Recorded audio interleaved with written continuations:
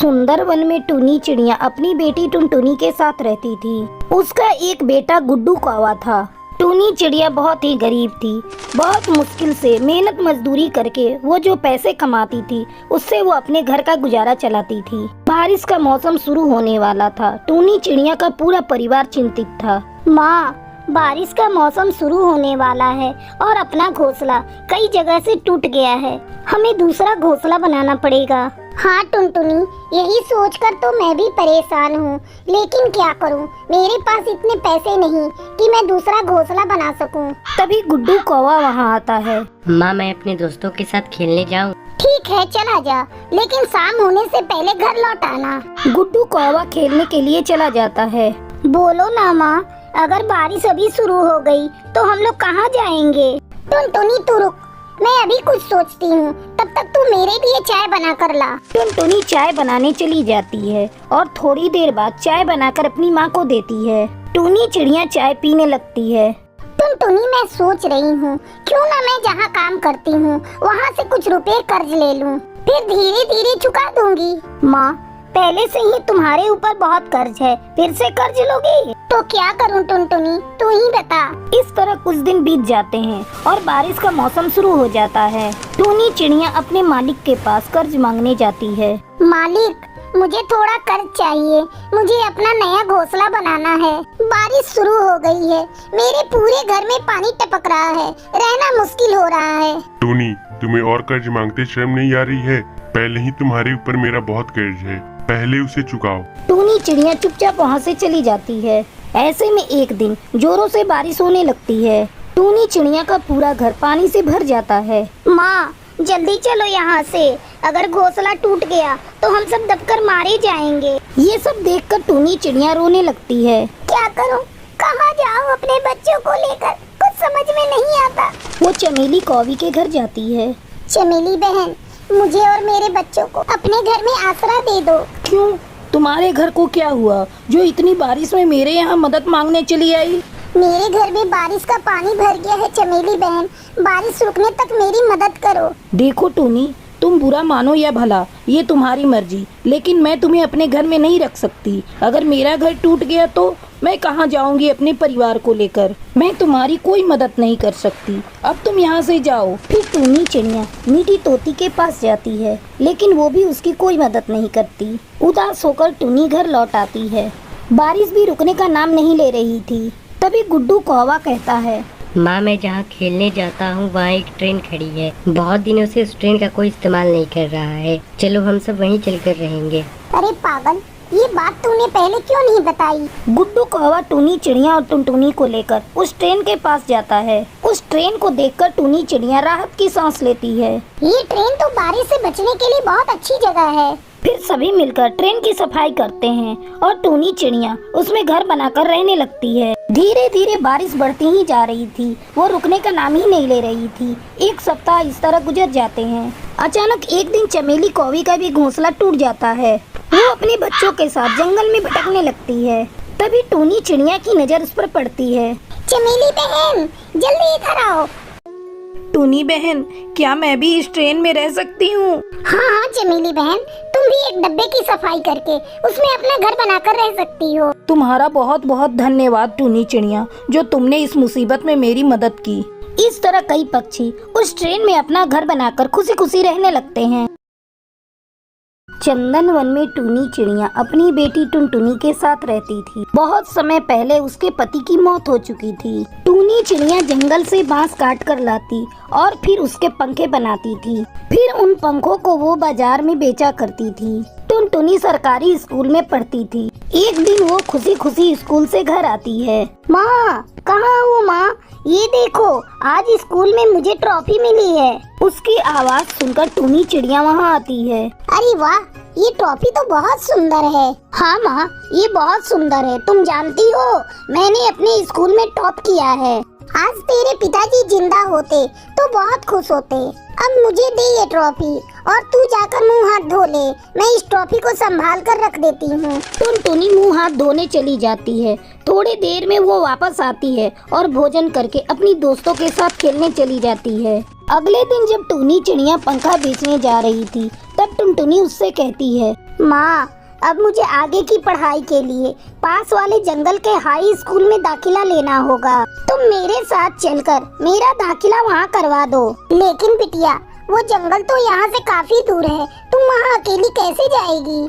तुम चिंता मत करो माँ, मेरी सहेली रानो तोती और बुलबुल भी उसी स्कूल में अपना दाखिला करवा रही हैं। मैं उनके साथ चली जाऊंगी। चलो ये तो अच्छी बात है। आज मैं पंखे बेचने जा रही हूँ, कल तुम्हारा दाखिला हाई स्कूल में करा दूंगी।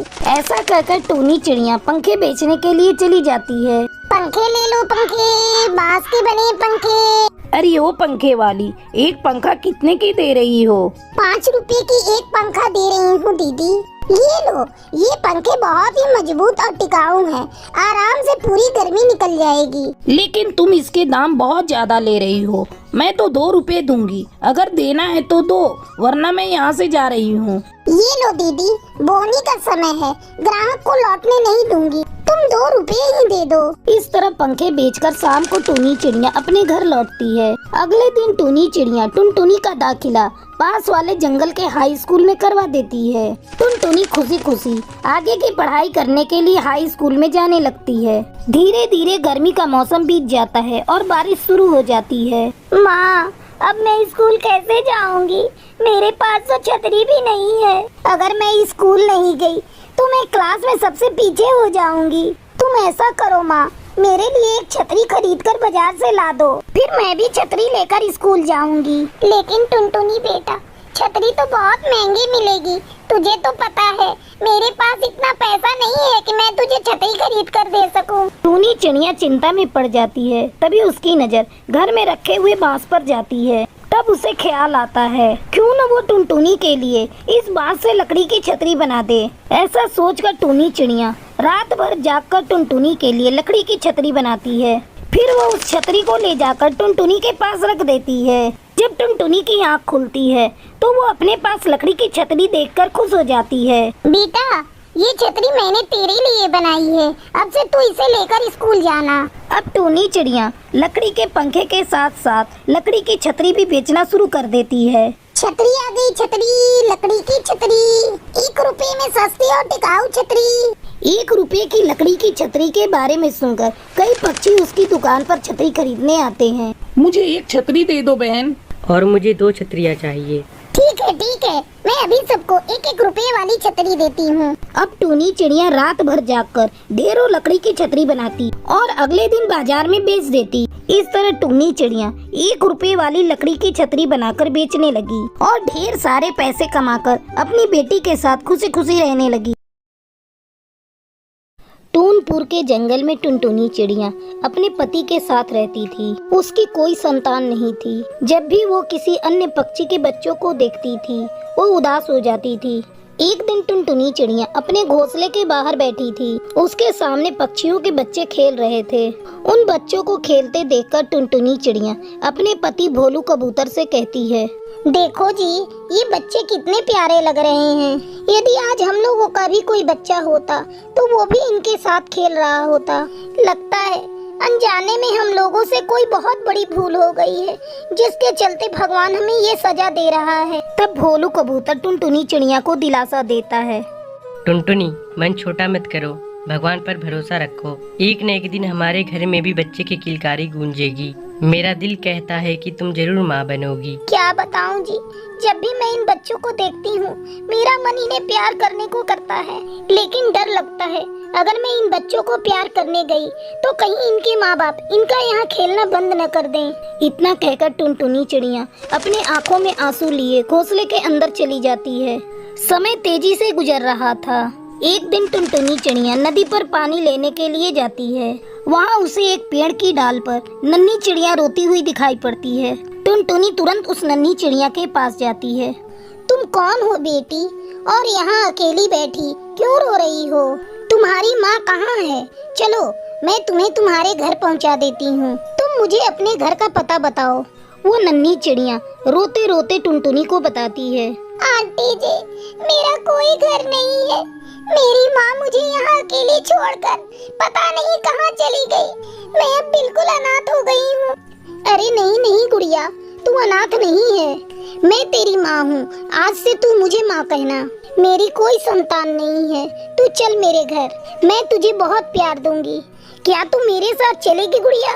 हाँ आंटी, मैं आपके साथ चलूंगी। टुनटुनी उस नन्ही चिड़िया को लेकर अपने घर आती है और बड़े प्यार से उसे पालने लगती है।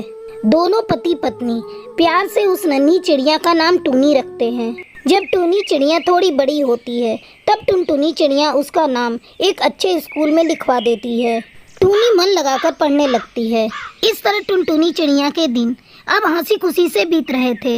अचानक एक दिन जब टूनी चिड़िया अपने घर के बाहर खेल रही थी तभी टूनी की असली माँ वहाँ आती है और वो टूनी को लेकर भागने लगती है। टूनी डर के मारे चिल्लाने लगती है, माँ माँ बचाओ माँ, देखो ये मुझे लेकर भाग रही है। टूनी के चिल्लाने की आवाज़ सुनकर टुनटुनी चिड़िया घोंसले के बाहर आती है। वो देखती है एक अनजान चिड़िया टूनी को लेकर जा रही है। टुनटुनी चिड़िया उसका पीछा करती है। ए, तू कौन है और तू मेरी बेटी को लेकर कहाँ जा रही है? मैं कहती हूँ छोड़ दे मेरी बेटी को, नहीं तो तेरे लिए अच्छा नहीं होगा। तेरी बेटी?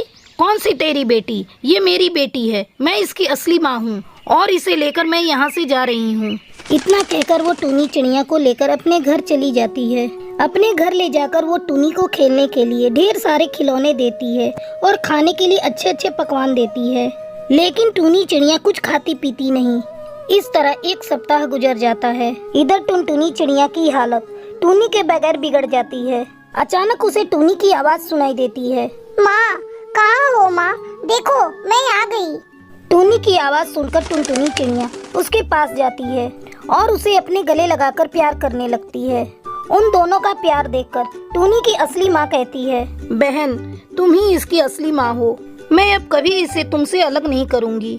इतना कहकर वो चिड़िया वहाँ से चली जाती है। फिर टुनटुनी चिड़िया टूनी के साथ खुशी खुशी रहने लगती है।